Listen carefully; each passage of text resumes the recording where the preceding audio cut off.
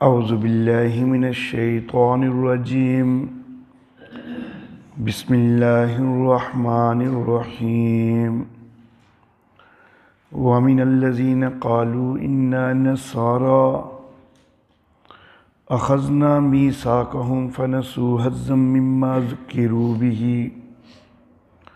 فأغرينا بينهم العداوة والبغضاء إلى يوم القيامة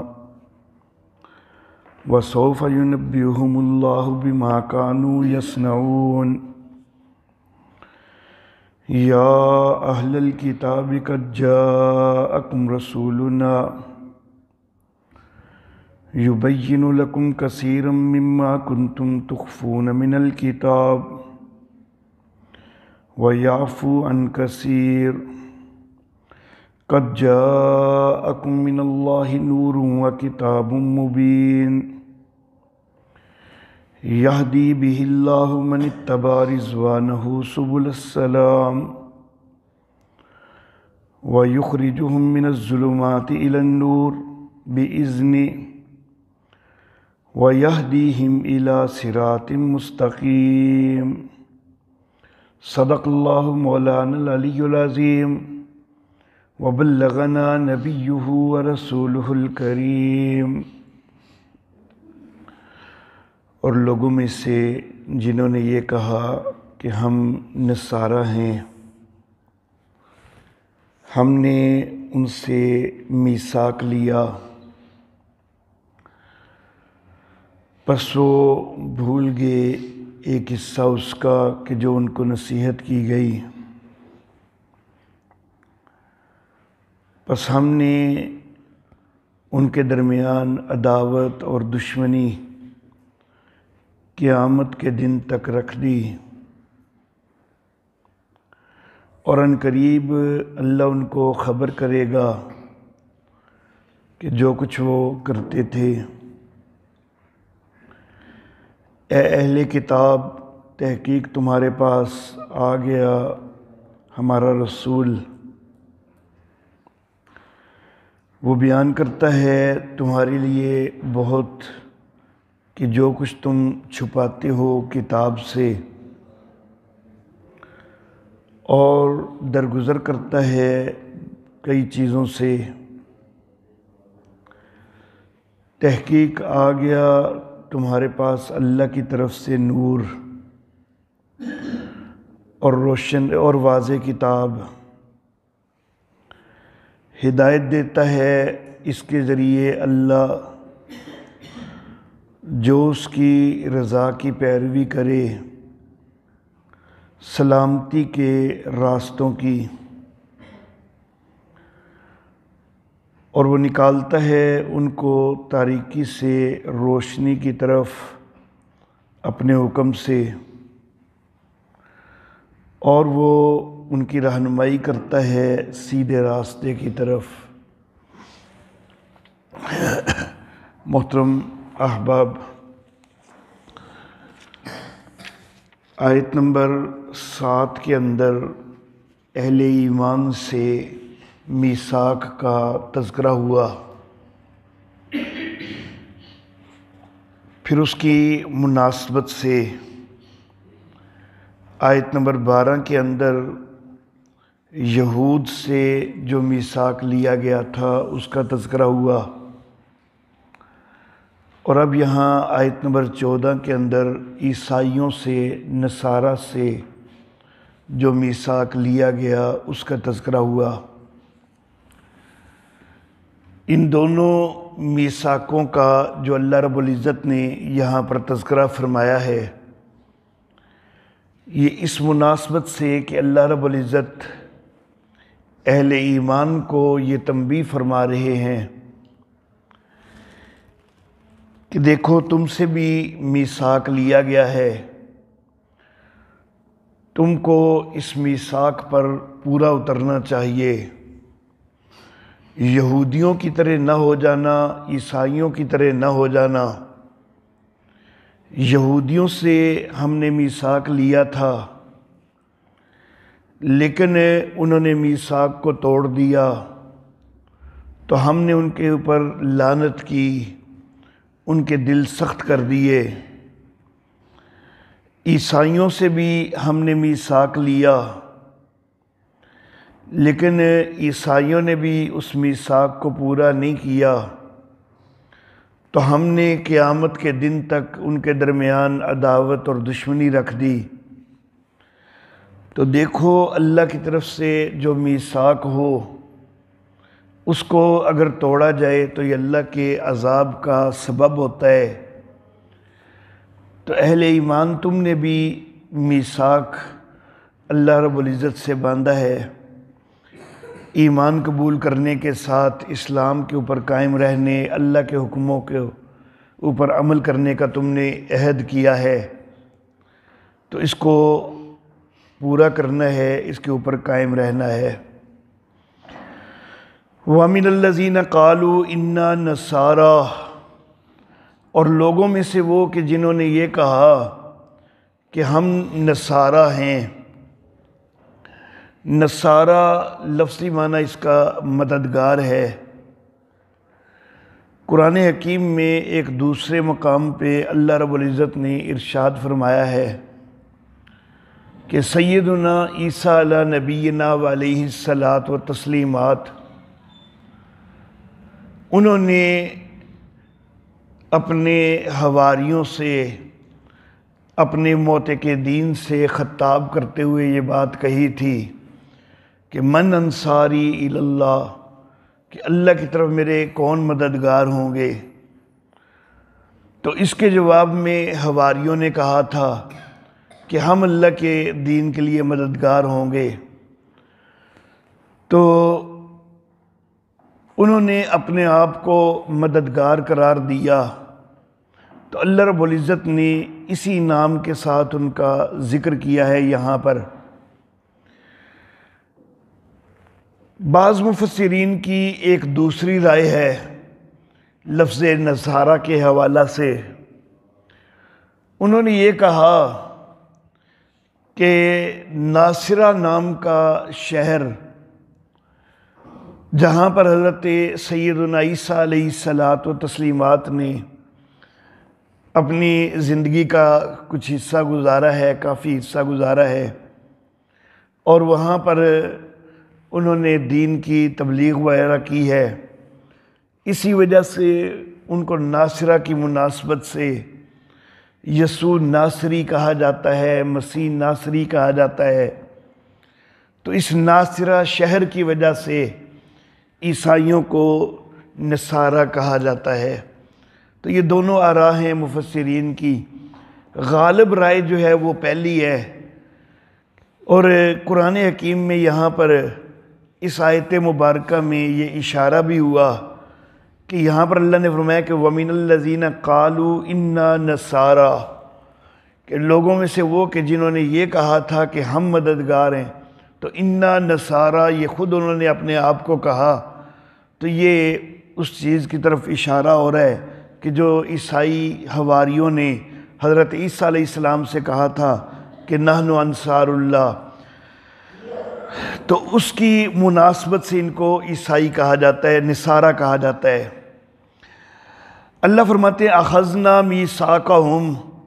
ہم نے ان سے میثاق لیا، فنسوا حظا مما ذکروا بہ۔ حظاً کا جو لفظ ہے یہ نفع کے معنی میں بھی استعمال ہو جاتا ہے اور حصہ کے معنی میں بھی استعمال ہو جاتا ہے۔ یہ گزشتہ درس میں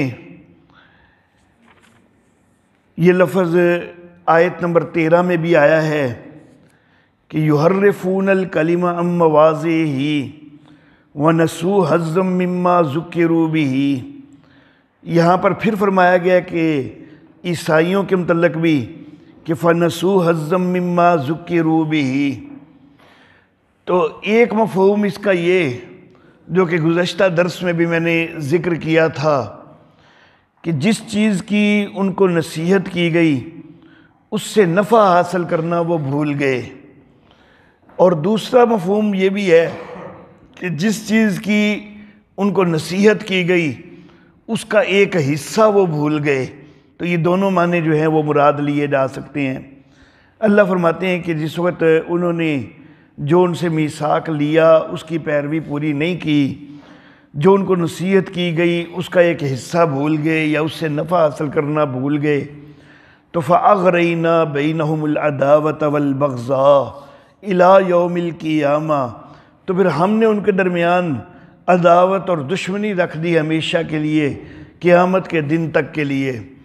یعنی جب تک وہ دنیا کے اندر رہیں گے، یہ محاورتاً جو ہے وہ استعمال ہوتا ہے کہ قیامت کے دن تک،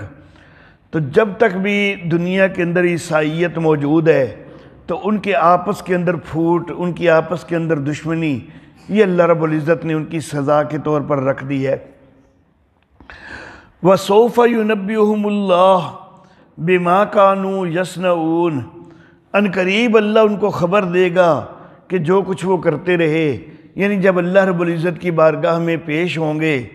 تو ان کو جس وقت سزا ہوگی تو پہلے ان کو یہ بھی بتا دیا جائے گا کہ ان کے کیا قصور تھے، وہ کیا کرتے رہے ہیں، کس طرح انہوں نے اللہ کی ساتھ کیے ہوئے میثاق کو جو ہے وہ بھلایا، کس طرح اللہ کی دی ہوئی کتاب میں جو نصیحت ہے اس کو بھلایا، اس کے حصے کو وہ جو ہے وہ نظر انداز کیا، تو کیا ان کے جرم تھے، یہ سارا اللہ رب العزت ان کو خبر دیں گے۔ یہود کا تذکرہ بھی ہو گیا کہ یہود کو بھی میثاق دیا گیا لیکن وہ میثاق پر پورے کوئی نہیں اترے، تو ہم نے ان کے اوپر لعنت کی، ان کے دل سخت کر دیے، پھر وہ لعنت کی نحوست کی وجہ سے اللہ کے کلام کے اندر تحریف بھی کرنے لگ گئے، اور ان کے جو دل ہم نے سخت کر دیے تو وہ اللہ کی نصیحت سے فائدہ اٹھانا وہ اس کو فراموش کر گئے، اللہ کی نصیحت میں سے کچھ حصہ بھول گئے۔ تو اسی طرح نصارہ سے بھی عہد لیا گیا، ان سے بھی میثاق لیا گیا لیکن وہ بھی میثاق پہ پورا نہ اترے، انہوں نے بھی میثاق کے کچھ حصے کو بھلا دیا، تو ان کے درمیان ہمیشہ ہمیشہ کے لیے بغاوت اور دشمنی رکھ دی۔ تو اب ان دونوں کا تذکرہ کر کے آگے اللہ فرماتے ہیں کہ اپنے اپنے طور پر جو ان سے میثاق لیے گئے تھے ان پر تو انہوں نے عمل کوئی نہیں کیا، لیکن اب نبی اکرم صلی اللہ علیہ وآلہ وسلم کو مبعوث کر کے پھر ایک موقع دیا گیا ہے کہ یہود اب اس نبی کو مان لیں، نبی اکرم صلی اللہ علیہ وآلہ وسلم کو مان لیں، عیسائی بھی نبی اکرم صلی اللہ علیہ وآلہ وسلم کو مان لیں، تو پھر وہ نجات کے مستحق ہو سکتے ہیں۔ جو خود ان کے اپنے انبیاء کی معرفت ان سے میثاق لیے گئے تھے، ان میثاقوں پر تو پورے کوئی نہیں اترے، لیکن اہل کتاب قد جاءکم رسولنا، تمہارے پاس اب ہمارا رسول آ گیا ہے، یبین لکم کثیرا مما کنتم تخفون من الکتاب، کتاب میں سے کئی باتیں جو تم چھپاتے ہو تو یہ رسول تم سے وہ بیان کرتا ہے، تو تم تعریف کے مرتکب ہوتے ہو، یہودی بھی اور عیسائی بھی، جیسا کہ یہود کی تعریفات کا میں نے گزشتہ درس کے اندر ذکر کیا تھا، تو اسی طرح عیسائی جو ہیں تو وہ بھی تعریفات کا شکار ہوئے، حتیٰ کہ عیسائیت کی تعریف جو ہے وہ اس حد تک واضح ہے کہ اس وقت عیسائیوں کے ہاں کوئی ایک انجیل رائج نہیں ہے، بلکہ 4 انجیلیں، متی کی انجیل، مرکز کی انجیل، لوکا کی انجیل اور یوحنا کی انجیل، 4 انجیلیں عیسائی دنیا کے اندر رائج ہیں۔ اب حضرت عیسیٰ علیہ السلام پر تو کوئی ایک انجیل نازل ہوئی تھی، اور وہ انجیل جو ہے وہ دنیا سے ناپید ہے، اس کا کہیں کوئی وجود جو ہے وہ موجود نہیں ہے، بلکہ یہ تعریفات کرتے ہوئے بعد میں جو ہے یہ انجیلیں جو ہے وہ تیار کی گئیں۔ متی کی انجیل کے اندر حضرت سیدنا عیسیٰ علیہ الصلاۃ و تسلیمات کا شجرہ نسب لکھا گیا ہے یوسف نام کے ایک آدمی سے، اسی طرح لوکا کی انجیل کے 3 باب میں بھی ایک شجرہ نسب لکھا گیا ہے، حالانکہ سیدنا عیسیٰ علیہ الصلاۃ و تسلیمات وہ بغیر باپ کے پیدا ہوئے ہیں، تو جو بغیر باپ کے پیدا ہوئے ہیں ان کا ایک باپ سے شجرہ نسب بنا دینا، جبکہ خود عیسائیوں کو بھی یہ اعتراف ہے کہ وہ بغیر باپ کے پیدا ہوئے ہیں، اور وہ یہ کہتے ہیں جیسا کہ انجیل کے اندر بھی یہ لکھا ہوا ہے کہ یہ یوسف نام کا جو بندہ ہے تو یہ حضرت مریم کا منگیتر تھا، تو بھئی صرف منگیتر تھا تو پھر اس سے تم نے شجرہ نسب کیوں چلا دیا؟ تو یہ انتہائی گھنونی حرکت ہے۔ اور حضرت مریم رضی اللہ تعالی عنہا، ان کے اوپر جو یہودیوں نے بہتان باندھا تو اس کی گویا کہ عیسائیوں نے بھی کسی حد تک تائید کرنی شروع کر دی، اور خود اپنی ماں کے اوپر جو ہے وہ بہتان کے جو ہے نا وہ مرتکب ہو گئے۔ تو ظاہر بات ہے کہ یہ اللہ کا کلام تو نہیں ہو سکتا۔ پھر متی کی انجیل کے اندر جو شجرہ نسب لکھا ہوا ہے تو اس شجرہ نسب کے 3 حصے کیے گئے ہیں، اور آخر پہ ایک نوٹ لکھا گیا ہے کہ پہلا حصہ جو ہے اس کے اندر بھی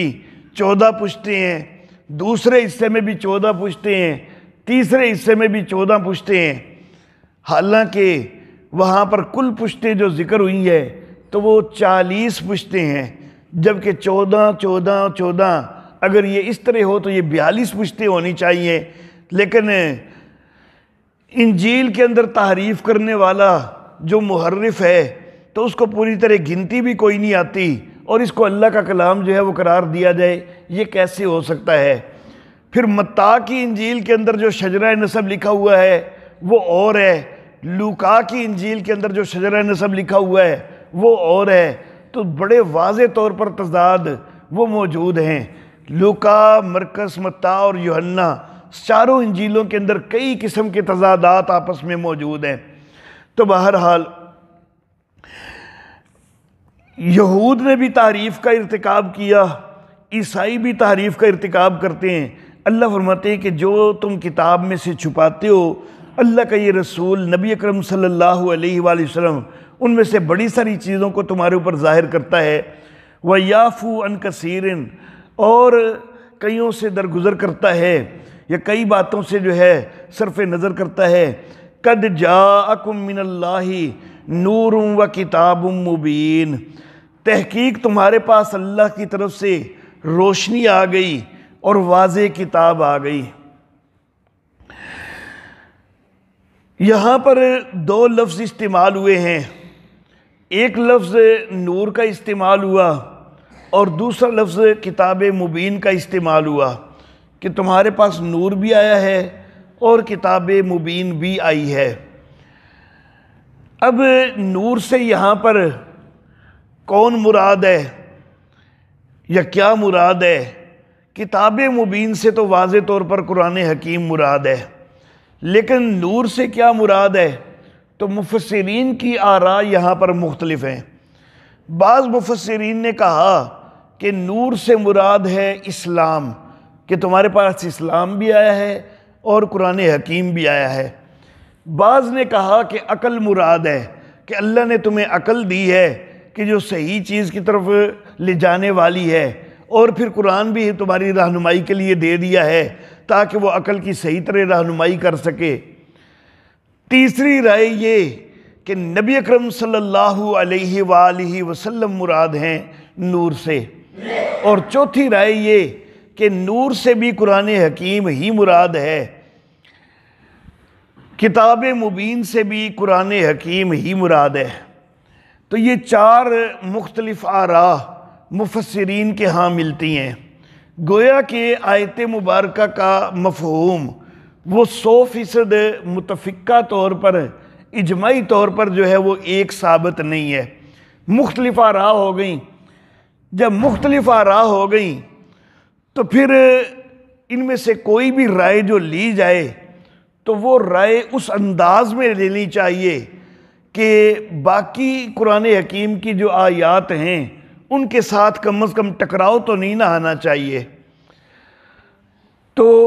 یہاں پر نور سے مراد نبی اکرم صلی اللہ علیہ وآلہ وسلم لیے جائیں تو اس میں بھی کوئی حرج نہیں ہے، لیکن دیگر آیات سے ٹکراؤ بھی نہیں آنا چاہیے۔ اب دیگر آیات مبارکہ ان کے اندر واضح طور پر نبی اکرم صلی اللہ علیہ وآلہ وسلم کو بشر فرمایا گیا ہے۔ اب یہاں پر جب نبی اکرم صلی اللہ علیہ وآلہ وسلم کے لیے نور کا لفظ استعمال ہوگا، اگر یہ نور کا لفظ نبی کرم صلی اللہ علیہ وسلم کے لیے ہی ہے تو معنی اس طرح کا کرنا ہے کہ جو ان بشر والی آیتوں سے بھی ٹکرائے نہیں. تو وہ بشر جو کہا گیا ہے تو وہ تو واضح طور پر ذات کے لحاظ سے کہا گیا ہے، اس کے اندر تو دیگر قرائن بھی ساتھ مل جاتے ہیں. میرے آقا صلی اللہ علیہ وآلہ وسلم جب بشر کی اولاد ہیں اور آپ سے آگے پیدا ہونے والے آپ کے بیٹے اور بیٹیاں، آپ کے صاحبزادے اور صاحبزادیاں، وہ بھی سارے بشر ہیں.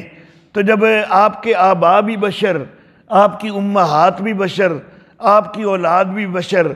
تو پھر آپ بھی بشر ہی ہیں. تو بشر جو ہے وہ ذات کے لحاظ سے ہیں. تو نور سے مراد اگر نبی اکرم صلی اللہ علیہ وآلہ وسلم لیے جائیں تو یہ صفت کے لحاظ سے میرے آقا نور ہیں کہ آپ کی وجہ سے پوری کائنات کے اندر جو ہے وہ دین کی روشنی پھیلی ہے. تو صفت کے لحاظ سے نبی اکرم صلی اللہ علیہ وآلہ وسلم کو نور لے لیا جائے تو اس میں کوئی حرج نہیں ہے. زیادہ صحیح رائے جو ہے وہ یہ ہے کہ نور سے بھی مراد قرآن حکیم ہی ہے اور کتاب مبین سے مراد بھی قرآن حکیم ہی ہے. اس کی طرف ایک اشارہ بھی یہاں پر موجود ہے کیونکہ اگلی آیت مبارکہ میں اللہ رب العزت فرما رہے ہیں کہ یہدی بہ اللہ، اللہ اس کے ذریعے ہدایت دیتا ہے. اللہ نے یہ نہیں فرمایا کہ اللہ ان دونوں کے ذریعے ہدایت دیتا ہے، بلکہ فرمایا اللہ اس کے ذریعے ہدایت دیتا ہے. تو اب اگر نور سے اور کتاب مبین سے ایک ہی چیز مراد ہو تو پھر تو یہدی بہ اللہ، تو ہی ضمیر جو کہ واحد کی ہے تو وہ درست ہو جائے گی اور قرآن حکیم کی طرف لوٹے گی کہ نور سے بھی مراد قرآن حکیم ہے، کتاب مبین سے بھی مراد قرآن حکیم ہے. تو اللہ اس قرآن حکیم کے ذریعے ہدایت دیتا ہے. لیکن اگر لیا جائے نور سے مراد نبی اکرم صلی اللہ علیہ وآلہ وسلم کو اور کتاب مبین سے مراد لیا جائے قرآن حکیم کو تو پھر یہدی بہ اللہ، یہی ضمیر جو ہے یہ واحد کی ہے، اللہ اس کے ذریعے ہدایت دیتا ہے. اب وہ اس سے مراد کیا ہوگا؟ یہی ضمیر کس کی طرف جائے گی؟ تو یا تو ہی ضمیر جائے گی نور کی طرف کہ اللہ اس نور یعنی نبی اکرم صلی اللہ علیہ وسلم کے ذریعے ہدایت دیتا ہے. تو پھر سوال پیدا ہو گیا کیا قرآن کے ذریعے ہدایت کوئی نہیں ہے؟ اور اگر اس ضمیر کا مرجع بنایا جائے کتاب مبین کہ اللہ اس کتاب مبین کے ذریعے ہدایت دیتا ہے تو کیا نبی اکرم صلی اللہ علیہ وسلم کے ذریعے ہدایت کوئی نہیں ہے؟ تو سوال دونوں طرف پیدا ہو جائے گا. تو اس کا واحد کی ضمیر کا مرجع جو ہے وہ ایک ایسی چیز بنانا چاہیے کہ جو نور بھی وہی ہے اور کتاب مبین بھی وہی ہے، تو وہ قرآن حکیم ہے. قرآن حکیم کے اندر دیگر آیات مبارکہ انبیاء کرام علیہم السلام کے متعلق بھی اور خود نبی اکرم صلی اللہ علیہ وآلہ وسلم کے متعلق بھی وہ موجود ہیں کہ جن میں انبیاء کرام علیہم السلام کو اور نبی اکرم صلی اللہ علیہ وآلہ وسلم کو بشر فرمایا گیا ہے. سورۃ الحجر کی آیت نمبر 28 حضرت سیدنا آدم علیہ الصلاۃ والتسلیمات کی تخلیق کا تذکرہ ہو رہا ہے اور حضرت آدم علیہ السلام سب سے پہلے نبی ہیں اور اللہ فرما رہے ہیں وَإِذْ قَالَ رَبُّكَ لِلْمَلَائِكَةِ إِنِّي خَالِقٌ بَشَرًا کہ میں ایک بشر بنانے والا ہوں. تو یہ تخلیق کا تذکرہ ہو رہا ہے اور ظاہر بات ہے کہ یہ ذات کے لحاظ سے ہے اور آگے اس میں مزید یہ لفظ بھی ہیں کہ من صلصال من حمإ مسنون، تو آگے مٹی سے تخلیق کا تذکرہ ہے تو یہ مٹی سے بشر بنائے جانے کا تذکرہ. تو یہ ظاہر بات ہے کہ یہ صفت کے لحاظ سے نہیں ہوتا، یہ تو ذات کے لحاظ سے ہی ہے. سورۃ الحجر کی آیت نمبر 33 شیطان نے سجدے سے انکار کیا نا تو اللہ رب العزت نے پوچھا کہ سجدے سے انکار کیوں کر رہے ہو؟ تو کہنے لگا لم اکن لاسجد لبشر خلقتہ من صلصال من حمإ مسنون، تو میں اس بشر کو سجدہ کرنے والا کوئی نہیں ہوں. تو شیطان نے بھی جو ہے وہ یہی استدلال کیا کہ وہ تو بشر ہے اور میں جو ہوں میں آگ سے بنا ہوا ہوں، تو میں آگ سے بنا ہوا مٹی سے بنے ہوئے کے آگے کیسے سجدہ ریز ہو جاؤں؟ سورۃ البقرہ آیت نمبر 151، اللہ رب العزت فرماتے ہیں کما ارسلنا فیکم رسولا منکم، جس طرح رسول بھیجے تم میں رسول بھیجا تم ہی میں سے، تو تم ہی میں سے جب ہم بشر ہیں تو رسول بھی پھر بشر ہی ہے۔ سورہ توبہ کی آیت نمبر 128، لقد جاءکم رسول من انفسکم، تمہارے پاس رسول آ گیا تمہارے اپنے نفوس میں سے، تو اپنے نفوس سارے بشر ہیں تو پھر رسول بھی بشر ہے۔ سورہ آل عمران کی آیت نمبر 164، لقد من اللہ علی المؤمنین اذ بعث فیہم رسولا من انفسہم، یہاں پر بھی رسولا من انفسہم کہا گیا ہے کہ نبی بھیجا گیا، نبی اکرم صلی اللہ علیہ وسلم کو جو ہے بھیجا گیا تو مومنوں کے اپنے نفوس میں سے بھیجا گیا۔ سورہ یونس کی آیت نمبر 2، اکان للناس عجبا ان اوحینا الی رجل منہم، کیا لوگوں کو اس بات پہ تعجب ہو رہا ہے کہ ہم ان میں سے ایک مرد کے اوپر جو ہے وہ وحی بھیج دیں، تو مرد جو ہے یہ بشری ہوا کرتے ہیں۔ انبیاء کرام علیہم السلام ان کے اوپر اعتراض بھی کرتی رہی قومیں کہ یہ تو بشر ہیں اور ہم بشر کو اپنا مقتدا مان لیں، بشر کو اپنا پیشوا مان لیں، یہ کیسے ہو سکتا ہے۔ سورہ مومنون آیت نمبر 24، حضرت نوح علیہ السلام کے حوالہ سے تذکرہ ہے۔ اللہ فرماتے ہیں فقال الملأ الذین کفروا من قومہ، حضرت نوح علیہ السلام کی قوم کے سرداروں نے کہا ما ھذا الا بشر مثلکم، یہ تو نہیں ہے مگر تمہاری طرح کا ہی ایک بشر۔ سورہ مومنون کی آیت نمبر 33 کے اندر حضرت ہود علیہ السلام کے لیے لفظ قوم کی طرف سے یہ اعتراض کیا گیا کہ ما ھذا الا بشر مثلکم۔ سورہ قمر کی آیت نمبر 24، حضرت صالح علیہ السلام کی قوم نے اعتراض کیا فقالوا ابشر منا واحدا نتبعہ، کیا ہم اپنے میں سے ایک بشر کی پیروی کرنے لگ جائیں۔ سورہ ابراہیم آیت نمبر 10 کے اندر سارے نبیوں کے حوالہ سے ان کی اقوام کا یہ اعتراض ذکر کیا گیا کہ وَقَالُوا إِنْ أَنْتُمْ إِلَّا بَشَرٌ مِثْلُنَا، کہ لوگ یہ نبیوں سے کہتے رہے کہ تم تو ہماری طرح کے بشر ہی ہو، تو ہم بشروں کو کیسے نبی مان لیں۔ تو سارے نبیوں پر جب یہ اعتراض ہوتا رہا کہ جب آپ ہماری طرح کے بشر ہیں تو پھر ہم آپ کو نبی کیسے مان لیں، تو کسی نبی نے بھی جواب میں یہ نہیں کہا کہ تمہیں کس نے کہہ دیا کہ ہم بشر ہیں، ہم تو ہیں ہی نور، کسی نبی نے یہ نہیں کہا۔ اللہ رب العزت نے بھی یہ بات نہیں کہی کہ تمہیں غلط فہمی ہو رہی ہے، نبی تو نور ہوتے ہیں، کہیں بھی یہ چیز ذکر کوئی نہیں ہے، بلکہ انبیاء کرام علیہم السلام انہوں نے اپنے آپ کو بشر ہی تسلیم کیا۔ سورہ ابراہیم کی آیت نمبر 10 کا میں نے حوالہ دیا کہ جس میں سارے نبیوں پر اعتراض کیا گیا، تو آیت نمبر 11 میں اللہ رب العزت نبیوں کی طرف سے جواب ذکر کرتے ہیں وَقَالَتْ لَهُمْ رُسُلُهُمْ إِن نَّحْنُ إِلَّا بَشَرٌ مِثْلُكُمْ، ان کے رسولوں نے ان کو جواب میں یہ بات کہی کہ ہیں تو ہم تمہاری طرح کے بشر ہی، وَلَٰكِنَّ اللَّهَ يَمُنُّ عَلَىٰ مَن يَشَاءُ مِنْ عِبَادِهِ، لیکن اللہ اپنے بندوں میں سے جس پر چاہتا ہے احسان کر دیتا ہے، تو ہمارے اوپر اللہ نے یہ احسان کر دیا کہ ہمیں نبوت عطا کر دی، تو بشر تو ہم ہیں لیکن ہیں نبی۔ تو یہ بشریت کا انکار جو ہے وہ کسی نبی نے کوئی نہیں کیا۔ خود نبی اکرم صلی اللہ علیہ وآلہ وسلم کے اوپر بھی اعتراض کیا گیا۔ سورہ انبیاء آیت نمبر 3، هل هذا الا بشر مثلکم، کہ یہ تو تمہاری طرح کا ایک بشر ہی ہے۔ سورہ احقاف کی آیت نمبر 9 میں اللہ رب العزت نے جواب فرمایا کل اے نبی آپ کہیے ما کنت بدعا من الرسل، میں کوئی الگ قسم کا تو رسول نہیں ہوں نا، جس طرح پہلے رسول تھے میں بھی تو اسی طرح کا رسول ہوں، تو پہلے رسول بھی بشر تھے تو میں بھی تمہاری طرح کا بشر ہی ہوں۔ سورہ بنی اسرائیل آیت نمبر 93 کے اندر اللہ رب العزت نے بڑا واضح فرمایا کل اے نبی آپ کہہ دیجئے سبحان ربی، میرا رب پاک ہے، حل کنت الا بشر الرسولا، میں تو نہیں ہوں مگر ایک بشر رسول۔ سورہ کہف کی آیت نمبر 110،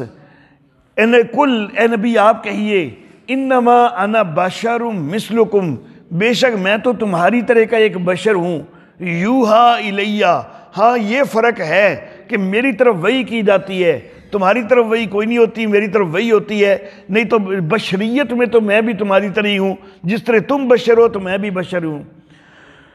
صحیح بخاری کی روایت، نبی اکرم صلی اللہ علیہ وآلہ وسلم نماز کے اندر بھول ہو گئی، سجدہ سہو کیا تو بعد میں فرمایا کہ انما انا بشر مثلکم انسا کما تنسون، کہ میں بھی تمہاری طرح کا انسان ہوں، بشر ہوں، میں بھی بھول جاتا ہوں جس طرح تم بھول جاتے ہو۔ بخاری کے اندر ایک دوسری روایت، نبی اکرم صلی اللہ علیہ وسلم نے فرمایا کہ انما انا بشر، میں ایک بشر ہوں۔ پھر فرمایا کہ تم میں سے کوئی اپنی چرب زبانی کے ذریعے وہ کوئی فیصلہ مجھ سے اگر اپنے حق میں کروا لے نا، جھوٹا فیصلہ کروا لے، غلط فیصلہ کروا لے، تو وہ یہ نہ سمجھے کوئی کہ میں جو فیصلہ اس کے حق میں کر رہا ہوں تو اس کے لیے وہ چیز حلال ہو گئی ہے، بلکہ میں تو اس کو آگ کا پھر ٹکڑا دے رہا ہوں اگر وہ غلط بیانی سے جو ہے وہ مجھ سے کوئی فیصلہ کروا لیتا ہے۔ صحیح مسلم کی روایت، نبی اکرم صلی اللہ علیہ وآلہ وسلم نے ایک دفعہ صحابہ کرام سے کہا کہ یہ جو تم پیوند کاری کرتے ہو یہ نہ کرو، تو صحابہ کرام نے اس سال پیوند کاری نہ کی، پھل تھوڑا آیا، تو صحابہ کرام نے نبی اکرم صلی اللہ علیہ وسلم سے عرض کیا، تو میرے آقا صلی اللہ علیہ وسلم نے فرمایا کہ دنیاوی معاملات کے اندر تم اپنی رائے پہ عمل کیا کرو، انما انا بشر مثلکم، میں بھی تمہاری طرح کا بشر ہوں،